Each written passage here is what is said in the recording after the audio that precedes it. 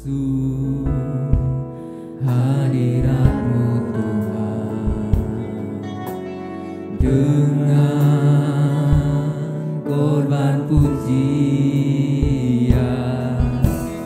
Masuk hadirat-Mu Tuhan, berhiaskan kekudusan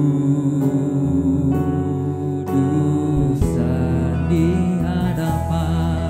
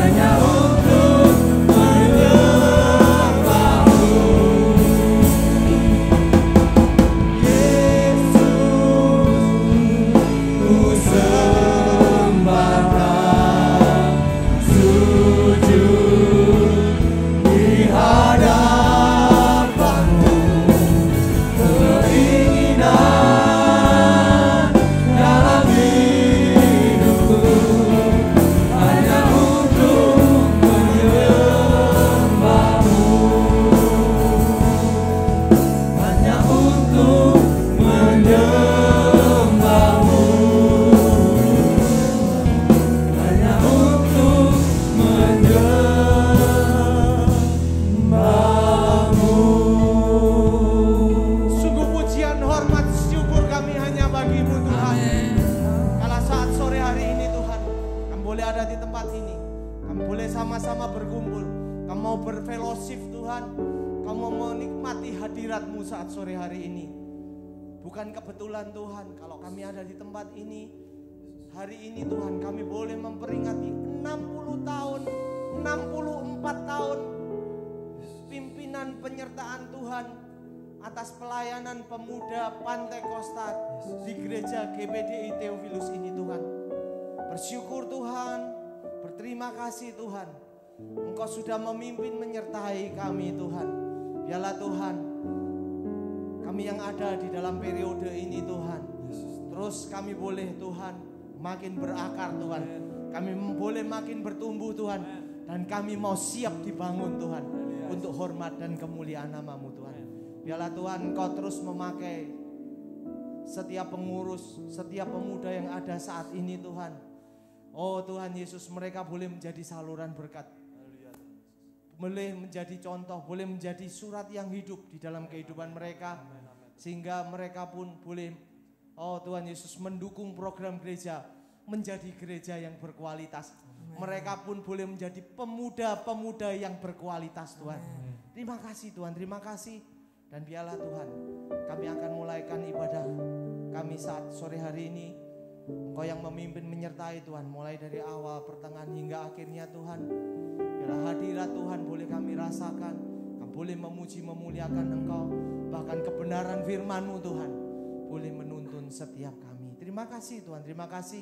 Kami serahkan Tuhan ibadah kami saat sore hari ini hanya di dalam satu nama, Tuhan Yesus Kristus. Haleluya. Amin. Amin. Dipersilakan duduk kembali. Haleluya. Puji Tuhan. Haleluya.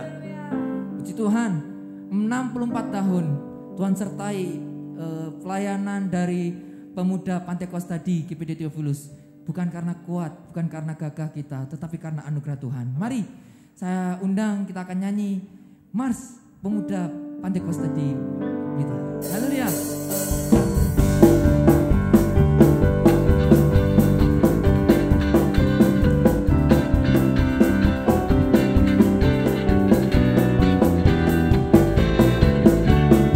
Katakan mari bersama. Mari bersama kita berjuang terus. Pemuda Pantai Kosta. Yesus kami manusia yang besar, kuat dan mulia. Masa iblis Tuhan sudah hancurkan, siapa yang bisa lawan? Mari bersehati kita tinggikan panji salib Tuhan. Sekali lagi. Mari bersama kita berjuang terus. Pemuda Pantai Kosta. Yesuslah pimpinan kita yang besar, kuat dan mulia. Kuasa iblis Tuhan sudah hancurkan, siapa yang bisa lawan? Mari bersehati kita tinggikan panji salib Tuhan. Puji Tuhan, 64 tahun bukan waktu yang pendek teman-teman. Tetapi biarlah suatu pada kalanya 64 tahun ini ada kalanya ada sukacitanya, ada duka citanya. Tetapi biar di balik duka cita ada sukacita yang Tuhan berikan dalam kehidupan kita. Amin. Mari kita bersukacita karena Tuhan adalah mengubah ratapan kita menjadi tarian bagi Tuhan. Haleluya.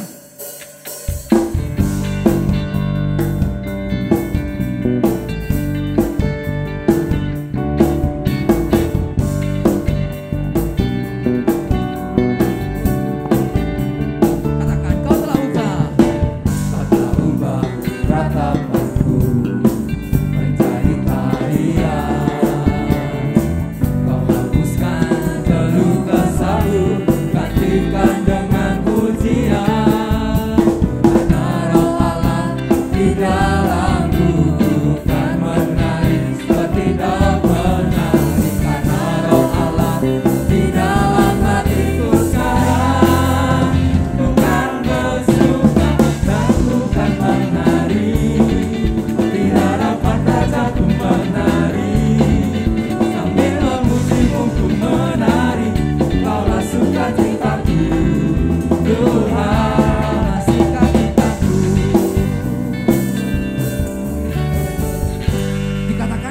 pujian dan ku akan menari di hadapan Tuhan, kita akan menari. Tapi kalau kondisinya kita lagi duduk, rasanya kayak kurang enak ya saudara-saudara dan Bapak Ibu Saudara. Mari saya undang untuk bangkit berdiri, kita akan bersuka cita karena Tuhan telah mengubah kita dan mengubah dari ratapan menjadi sukacita. Haleluya.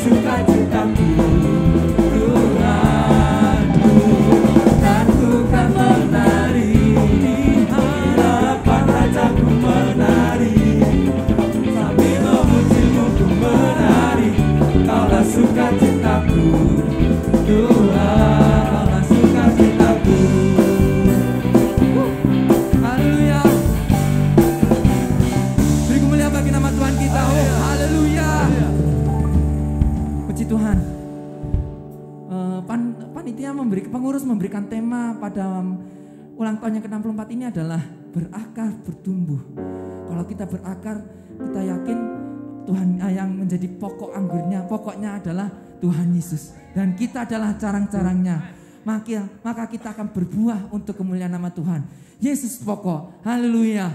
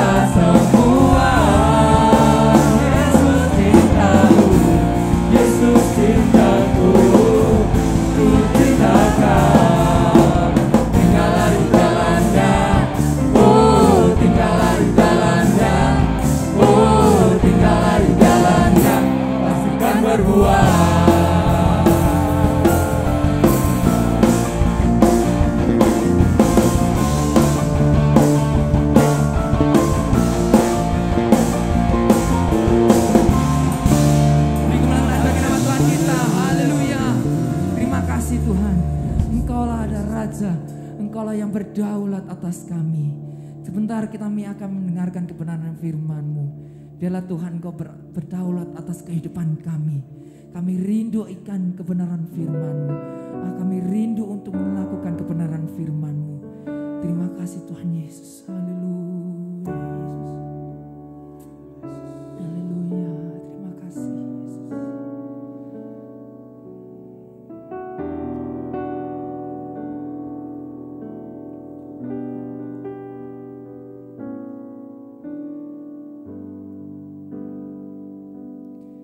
Sama-sama katakan ku rindu. Ku rindu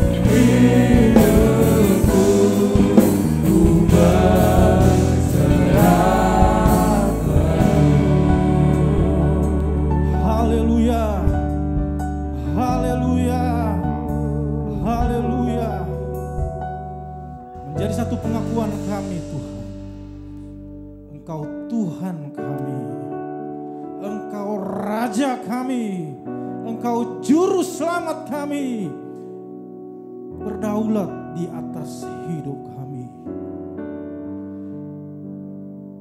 Di tengah sukacita kami Tuhan memuji Engkau.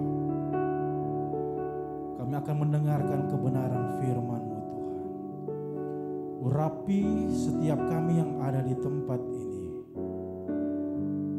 Biarlah setiap firman yang ditaburkan itu menjadi kekuatan dalam kehidupan kami.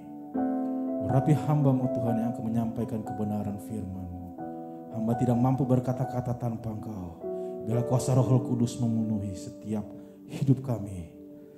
Sehingga Tuhan, nama Tuhan yang dipuji, nama Tuhan yang dipermuliakan. Kami akan sambut firman-Mu hanya di dalam nama Tuhan Yesus. Haleluya. Amin. Puji Tuhan, silakan duduk teman-teman yang diberkati oleh Tuhan. Shalom. Shalom. Haleluya.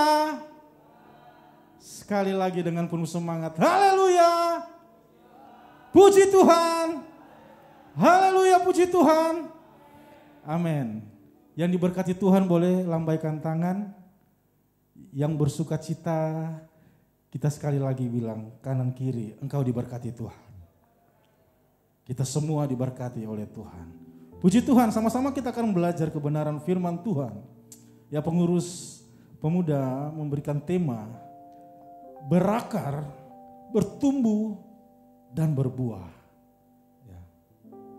Puji Tuhan, teman-teman yang diberkati oleh Tuhan. Tapi di sini saya mau katakan begini. Orang benar akan berakar, bertumbuh, dan berbuah. Amin. Kita membuka bersama-sama sebelum kita masuk di ayat pokok kita. Kita membuka di dalam Mazmur pasal yang ke-34 ayat yang ke-15.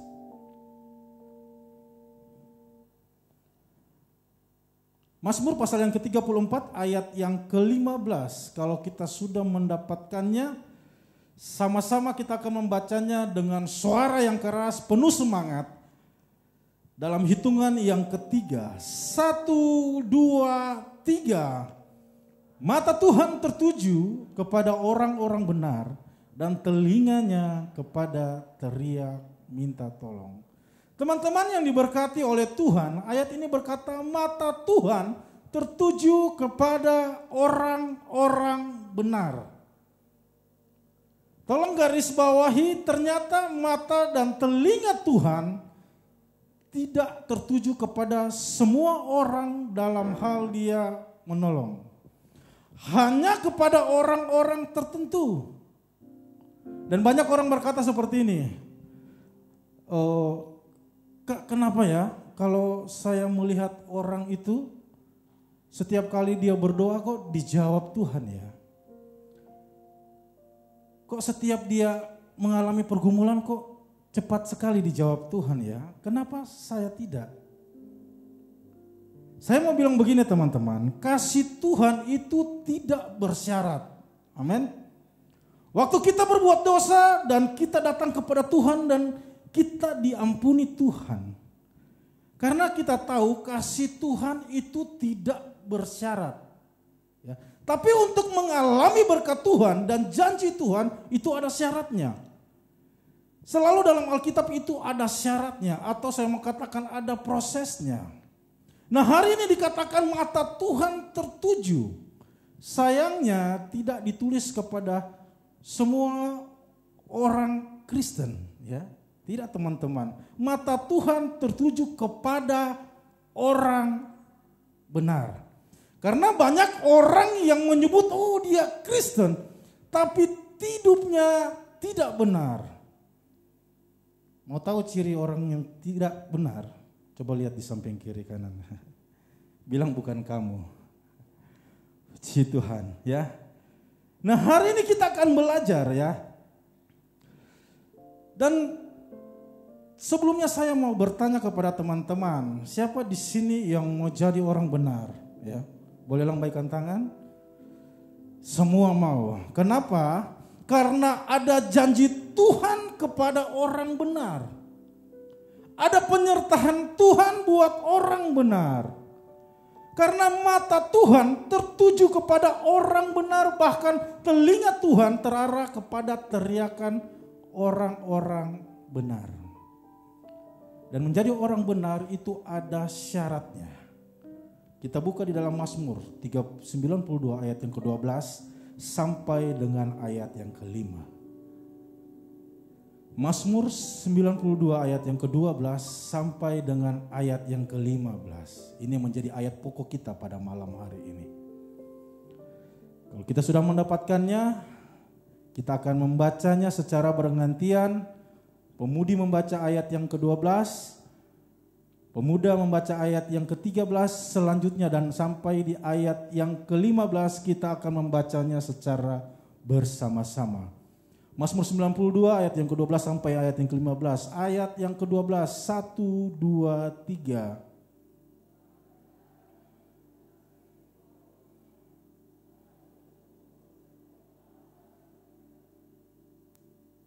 Ayat ke-13 pemuda.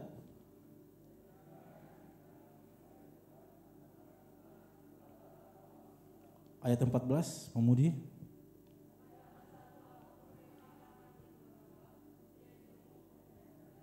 Ayat yang ke-13 kita akan membaca secara bersama-sama. 1, 2, 3.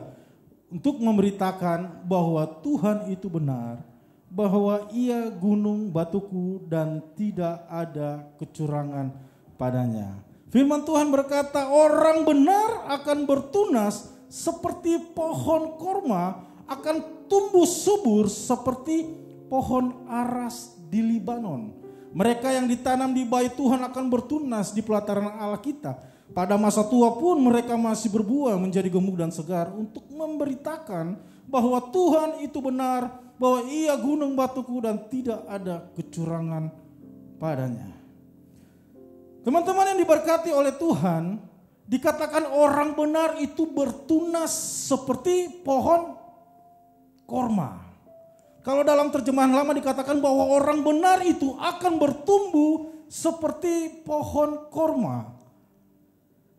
Bagaimana menjadi orang benar, teman-teman? Ya, tentunya ya tidak serta-merta jadi orang Kristen itu sudah dikatakan orang benar. Ya. Dengar baik-baik teman-teman, ada proses. Kita harus menjadi orang benar. Dan dikatakan tadi di ayat yang ke-12, orang benar akan bertunas seperti pohon korma. Kita akan belajar bersama-sama tentang kenapa Alkitab berkata pohon korma. Teman-teman yang diberkati oleh Tuhan, kita tahu bersama bahwa pohon korma ini adalah pohon yang luar biasa, saya mau katakan. Makanya sampai ditulis di dalam Alkitab. Tidak ada dikatakan bertunas seperti pohon mangga, tidak ada ya. Bertunas seperti pohon kelengkeng, tidak ya teman-teman. Kenapa harus pohon korma? Ada apa dengan pohon korma? Teman-teman pernah makan buah korma? Pernah semua di sini ya? Dan satu ketika saya juga pernah melihat secara langsung ya. Ketika saya di Palu, ada teman saya membawa bibit ya, pohon korma, dan ada yang sudah tinggi bertunas ya. Tapi dua-duanya itu tidak sampai hidup berapa lama ya. Semuanya mati dan tidak sampai berbuah. Teman-teman yang diberkati oleh Tuhan, jadi ini memang pohon pilihan yang tidak sembarang bisa. Kenapa pohon korma itu diambil sebagai contoh dalam Alkitab? Orang benar bertunas seperti pohon korma. Karena untuk menjadi orang benar itu ada proses. Amin. Dan teman-teman yang diberkati Tuhan, kita belajar bersama bahwa pohon korma ini adalah pohon yang unik. Dan harus kita contohi. Kenapa? Yang pertama, pohon ini adalah pohon pilihan. Dan kita percaya kita semua di sini adalah orang-orang pilihan Tuhan. Pohon ini ditanam di satu daerah dan keadaan yang tidak mudah sama sekali, ya. Di tanah yang kering, berbatu, di padang gurun.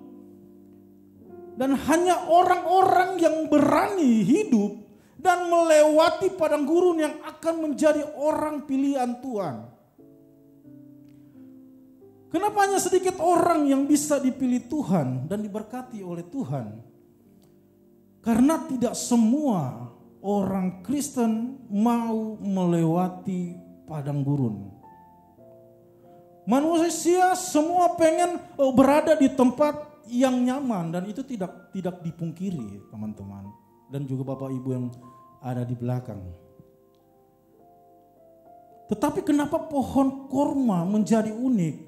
Ini adalah salah satu pohon yang hidup di tempat yang tidak semestinya. Ya, kalau kita tanam tanaman, pohon atau apapun, ya teman-teman, pasti kita akan jaga kadar airnya, ya, agar tanaman itu tidak cepat mati. Di rumah saya coba belajar tanam menanam yang bukan pohon, tapi bunga dikasih oleh tetangga. Tapi 3 hari 4 hari saya tidak pernah siram karena saya lupa. Ya, bunga aglonema itu dengan bunga apa namanya itu. Bahkan saya tanam kunyit di samping wastafel saya itu supaya kalau masak bisa tumbuh daunnya, ya. Tapi ternyata kunyit itu sampai sekarang dia kuning karena tidak pernah disiram, teman-teman. Ya. Tetapi beda dengan pohon korma, teman-teman. Pohon korma tidak hidup seperti tanaman lain yang bisa hidup dengan suasana yang nyaman.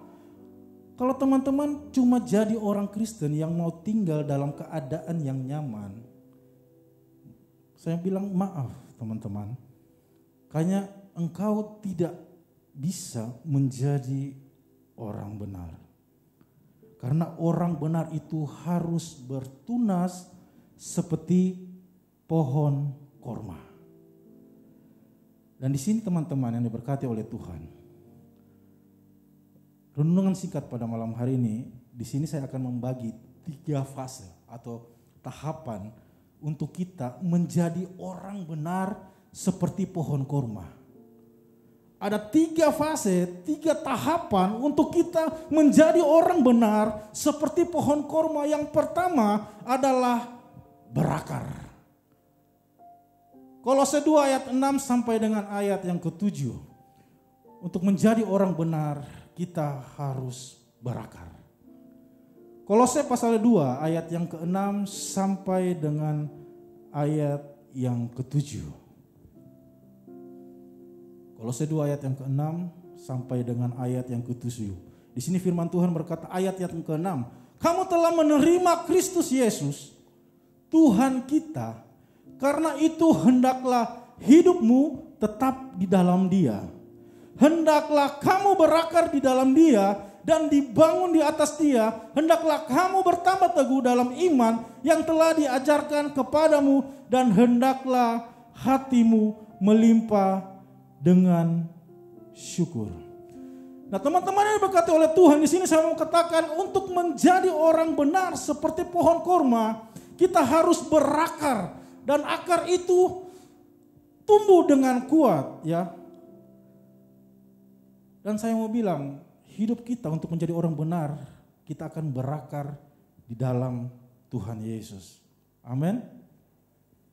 Kita tahu bersama bahwa saya melihat, ya, saya cari-cari artikel untuk melihat bagaimana pohon korma itu ditanam. Dari benih itu, teman-teman, pohon korma itu ditanam, ditaruh di padang gurun, ya. Pohon korma ini saya melihat hanya berada di bagian timur tengah, di bagian yang tanah yang penuh dengan padang gurun, ya. Benih itu ditanam, terus ditumpuk dengan batu yang sangat besar, ya. Agar apa? Agar tunas pohon korma itu, benih pohon korma itu tidak tumbuh ke atas. Tapi dia akan tumbuh akar, dia akan ke bawah, ya. Ke bawah sampai beberapa ratus meter sampai dia menemukan sumber mata air. Dan ketika dia menemukan sumber mata air, pohon korma itu akan menjadi kuat. Ya. Karena hidupnya berada di padang gurun, di dalam iklim yang tidak menentu. Jadi untuk menanam pohon korma itu ditaruh beban yang besar di atasnya. Untuk dia bisa berakar kuat sampai kepada sumber mata air. Ya. Dan teman-teman yang diberkati oleh Tuhan, saya mau katakan begini. Hidup kita untuk menjadi orang benar, kita harus berakar seperti benih pohon korma. Amin. Dan ditekan oleh kebenaran firman Tuhan. Saya mau bilang batu besar itu adalah kebenaran firman Tuhan yang berat. Agar kita bisa berakar kuat menembus sampai mata air. Sumber mata air itu adalah Tuhan Yesus Kristus. Amin. Memang berat teman-teman untuk kita tumbuh. Ya, seperti pohon korma ada batu yang besar. Di dalam batu itu saya gambarkan bahwa hidup kita harus seturut dengan kebenaran firman Tuhan. Untuk kita menjadi akar yang kuat. Sampai menembus sumber kehidupan. Sampai menembus sumber mata air. Teman-teman yang diberkati oleh Tuhan. Hidup kita harus berjalan di atas kebenaran firman Tuhan. Ditekan dengan prosesnya firman Tuhan. Ditekan dengan memang berat aturan-aturan kebenaran firman Tuhan. Tapi itu akan menjadikan kita akar yang kuat di dalam Tuhan. Makanya di dalam Kolose pasal yang ke-6 dikatakan kamu telah menerima Kristus Yesus Tuhan kita. Karena itu hendaklah hidupmu tetap di dalam Dia. Hendaklah kamu berakar di dalam Dia. Artinya apa? Berakar di dalam Dia. Menembus mata air, sumber kehidupan. Agar kita tidak mudah bergeser. Di dalam Dia artinya kita bertahan di dalam Tuhan. Kalau akar itu tidak ditekan dengan batu teman-teman. Ya, ketika datang badai di padang gurun itu. Akar itu akan tercabut, ya. Tapi ketika akar itu ditekan dengan batu, menembus sampai mata air, mau badai sekalipun dia akan tetap mempunyai akar yang kuat. Dan hidup kita harus berakar di dalam Tuhan. Amin. Hendaklah kamu berakar di dalam Dia. Artinya hidup kita harus tetap di dalam Tuhan. Tidak boleh bergeser, tetap bertahan di dalam Tuhan. Ketika kita berakar di dalam Tuhan, mau badai apapun tidak akan menggoyahkan kita. Amin. Badai pergumulan, badai cobaan, badai godaan duniawi, ya. Tapi kalau kita berakar di dalam Tuhan, kita tidak akan mudah tergoda.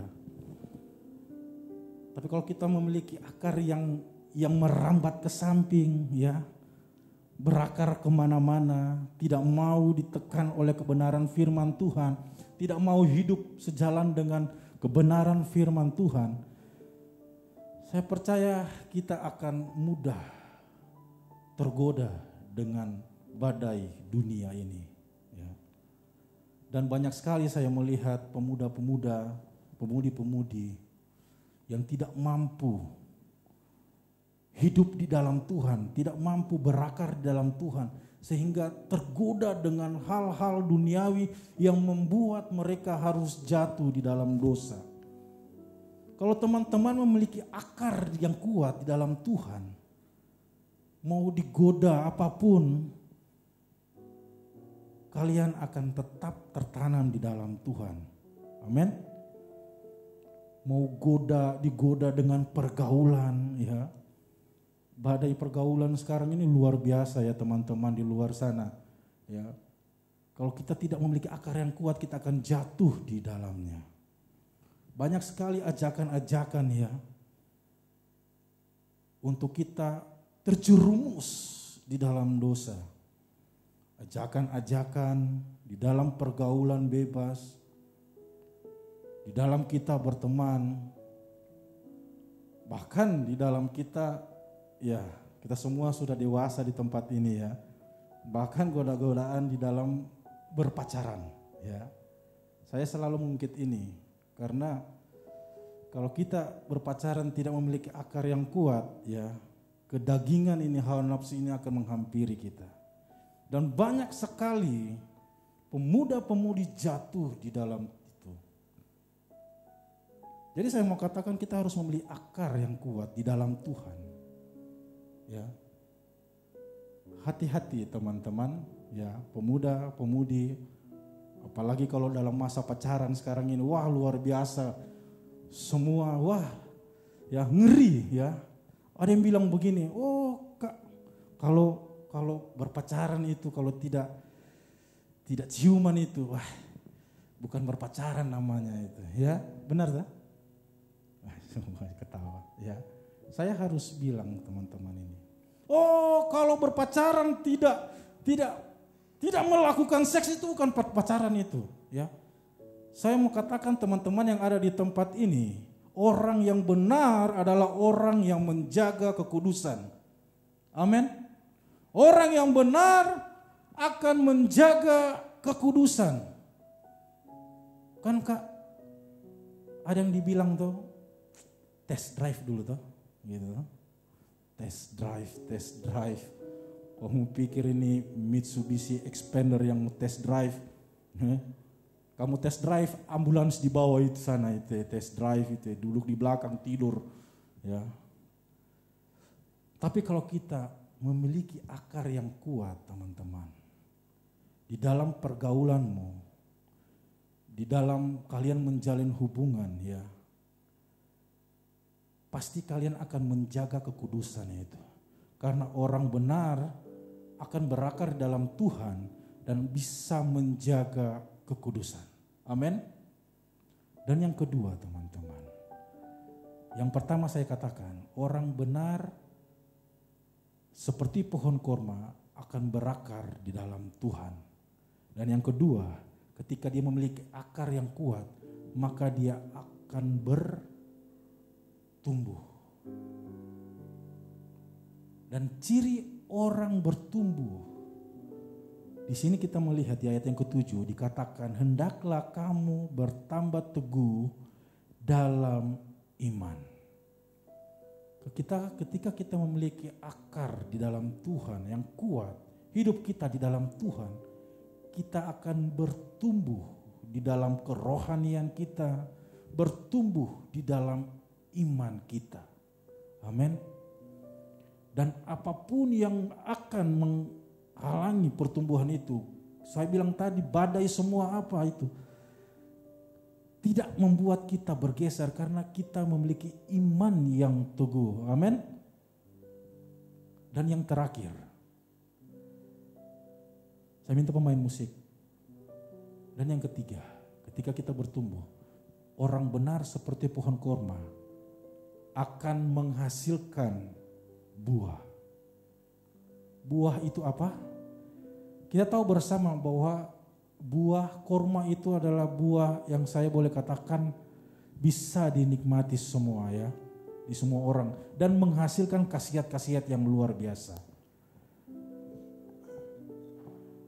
Dan itu yang Tuhan mau dalam kehidupan kita. Jadi orang benar seperti pohon korma. Untuk menjadi orang benar harus menghasilkan buah. Dan buah itu harus berdampak buat banyak orang. Dan untuk menjadi orang benar kita harus menjadi dampak bagi orang lain. Amin. Menjadi berkat untuk orang lain. Ya. Bukan jadi orang benar akan diberkati, tidak teman-teman. Kalau kita menghasilkan buah, dan menjadi orang yang benar, pasti hidup kita akan diberkati oleh Tuhan. Tapi di sini saya mau bilang, untuk menghasilkan buah adalah kita menjadi dampak bagi orang di luar sana, menjadi berkat di luar sana. Semua kita bangkit berdiri. Kita di tempat di sini adalah orang-orang yang benar seperti pohon korma, yang hidupnya tetap tinggal di dalam Tuhan, yang bertumbuh dengan iman yang tidak bisa digoyahkan. Dan yang terakhir, orang benar akan menghasilkan buah bagi banyak orang. Hidup teman-teman akan menjadi dampak di luar sana. Dimanapun kalian akan berada, kalian akan menjadi dampak bagi orang banyak. Bahkan dikatakan firman Tuhan, sampai masa tuamu engkau tetap akan berbuah. Sampai masa tua kita akan menjadi dampak bagi banyak orang. Sampai masa tua kita akan menjadi berkat bagi banyak orang. Bahkan ketika pohon korma itu mati, teman-teman, banyak orang di padang gurun sana akan melihat, oh, di mana ada pohon korma, di situ ada mata air. Ya. Jadi teman-teman, hidup kita untuk menjadi orang benar, kita harus berakar, tinggal di dalam Tuhan, dan bertumbuh dengan iman yang teguh, dan yang terakhir, menghasilkan buah. Dan buah itu menjadi dampak bagi banyak orang, dan hidup kita menjadi berkat untuk banyak orang. Haleluya. Puji Tuhan.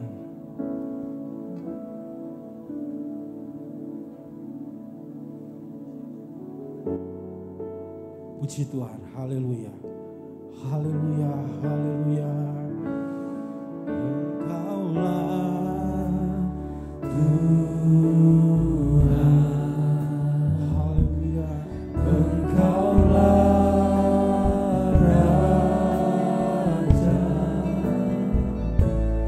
Berdaulat atas hidupku.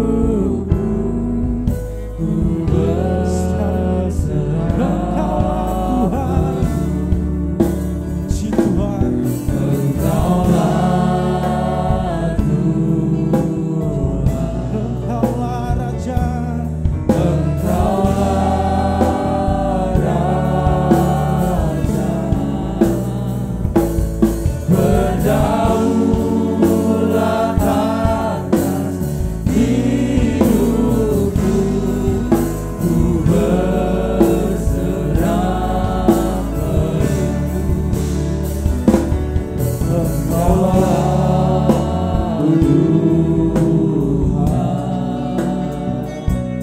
Engkaulah Raja. Haleluya, haleluya. Berdaulat atas hidupku. Ku berserah padamu. Engkaulah Tuhan. Engkaulah Tuhan. Haleluya. Engkaulah Raja. Berdaulat atas hidupku. Ku berserah padamu. Teman-teman coba buka mata dulu. Tidak kebetulan pengurus pemuda mengambil tema ini. Berakar, bertumbuh, berbuah. Berbuah itu merupakan satu kewajiban kita sebagai anak Tuhan. Teman-teman baca di Alkitab, siapa yang tidak berbuah, Alkitab jelas mengatakan dia akan ditebang. Tidak hanya sekedar batangnya yang ditebang, sampai di akar-akarnya dicabut supaya kalau bisa nggak tumbuh lagi. Sadis? Tidak. Itu tuntutan kita anak-anak Tuhan. Jadi sekali lagi pemuda-pemudi, sebagai anak Tuhan, kualitas kita itu harus tinggi, bukan standar.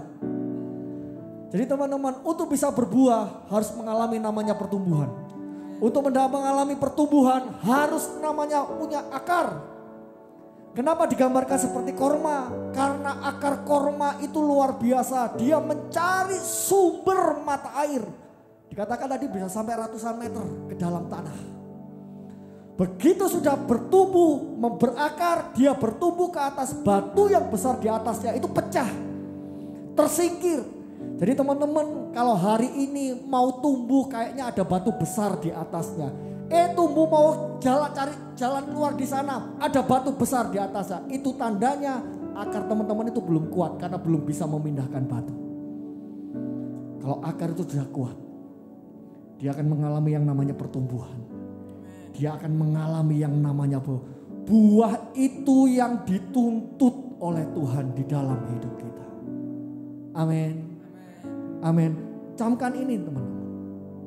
Masukkan ini dalam hati kita. Teman-teman, hari ini kalau hanya sekedar merayakan ulang tahun 64 tapi tidak mengerti esensi kita sebagai pemuda, pemudi, anak Tuhan yang harus berdiri di atas kebenaran firman Tuhan, sia-sia acara kita malam ini. Tapi kalau malam ini firman itu masuk di dalam hidup kita, hati kita limpah ucapan syukur. Wadah pemuda 64 tahun, perjalanan yang tidak pendek. Tetapi kalau hari ini Tuhan masih menolong kita, bisa berkata Ebenezer, Tuhan menolong hidup kita. Sampai seterusnya perjalanan wadah Pantekosta, pemuda Pantekosta diberkati oleh Tuhan. Mari berbuah teman-teman, amin. Berakar dulu, bertumbuh di dalam Tuhan, berbuah, hasilkan buah yang menyenangkan hati Tuhan. Buah itu dapat dinikmati orang. Amin. Mari kita angkat tangan kita, katakan Engkaulah Tuhan. Haleluya, haleluya. Engkaulah Tuhan. Haleluya, Engkaulah Raja. Berdaulat atas hidupku, ku berserah.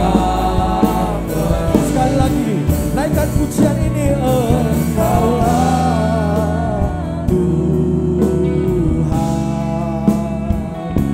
Engkaulah Raja.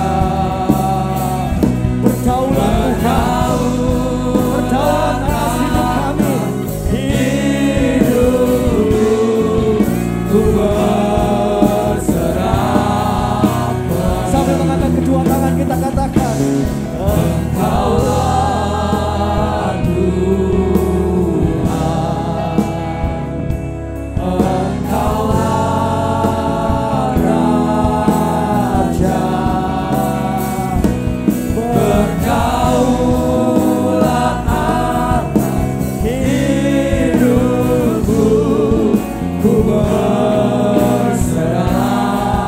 penuh.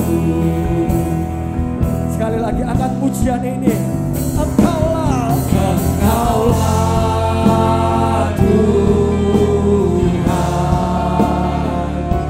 Engkaulah Raja, berdaulat atas hidupku, ku berserah. Engkaulah Tuhan. Haleluya. Mari nyatakan Tuhan segala-galanya dalam hidup kita. Karena Dia pemilik hidup kita, berdaulat atas hidup kita, untuk kita dapat berakar, bertumbuh, berbuah di dalam Tuhan. Haleluya. Haleluya. Haleluya. Ku berserah. Naikkan pujian terus, rasakan hadirat Tuhan. Engkaulah Tuhan. Saat ini kami perlu hadirat-Mu turun di tengah-tengah kami. Kami rindu menikmati Engkau, agar kami mendapat mengalami pertumbuhan di dalam hidup kami. Hadirat-Mu berdaulat atas kami. Haleluya. Haleluya. Ku berserah.